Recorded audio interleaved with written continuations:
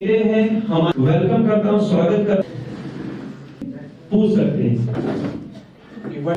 अगर जम्मू में ये बहुत जरूरी है। हमें ये चीज भी ध्यान में रखनी है कि एचआईवी कैसे इसी में हमारे पुनीत जी हैं, ये काम है हमने कि ये प्रोग्राम जो है एंटीबॉडीज एंटीजन को किल करती है और फिर हमारा इम्यून सिस्टम जो है कलेक्टिवली वर्क करके इसको एलिमिनेट करते हैं बॉडी से। ठीक है, अब ये जो हमारा इम्यून सिस्टम है जो हमें बीमारियों से बचाता है, जो हमें सेफगार्ड करता है एंटीजन से या कोई भी फॉरेन पार्टिकल हमारी बॉडी में जब आता है, आपको बताया जा रहा है कि इसमें वो वायरस बॉडी में जाए। मिथ्स भी हैं, कुछ लोग ये कहते हैं कि अगर मच्छर काटे उससे भी, अभी यहाँ इस प्रोग्राम में भी वो रेड रिबन हो गया, कहीं कुछ रैशेस पड़ गए। एचआईवी का जो इन्फेक्शन होता है ये इनिशियल केस में तो मालूम ही नहीं पड़ता है। इनिशियली जो है आपको मालूम भी नहीं पड़ेगा, जिसको भी इन्फेक्शन होगा उसको मालूम नहीं पड़ेगा। सिम्टम्स आते हैं ना, फीवर हो जाता है, उसका टेस्ट किया जाता है उसको।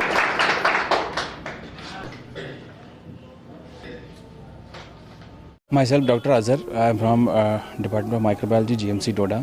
हम यहाँ पर आए हुए थे, ये हमारी एक एनजीओ है, उन्होंने एक प्रोग्राम करवाया हुआ था on the awareness of HIV AIDS. तो हम उसी सिलसिले में यहाँ पे आए हुए थे कि यहाँ पे लोकल्स भी आए हुए थे, तो उनको थोड़ा सा अवेयरनेस दे दें कि एड्स जो है ये इससे डरने की ज़रूरत नहीं है, ये हो सकता है, किसी को भी हो सकता है। अगर किसी को हो जाए तो वो डरे ना इस चीज़ से। ठीक है, तो मैंने कुछ सिम्टम्स इनको बताए कि अगर किसी को प्रोलॉन्ग फीवर रहता है, फीवर ज़्यादा टाइम तक रहता है, 1 महीने से ज़्यादा, प्रोलॉन्ग डायरिया रहता है, डायरिया बहुत ज़्यादातर रहता है, रैशेज आते हैं, हेडेक रहता है ना, ऐसे इस तरह के जिसको सिम्टम्स होते हैं तो उसको टेस्ट करवा लेना चाहिए कि कहीं उसको एड्स ना हो, उसको HIV वायरस ने इन्फेक्ट ना किया हो।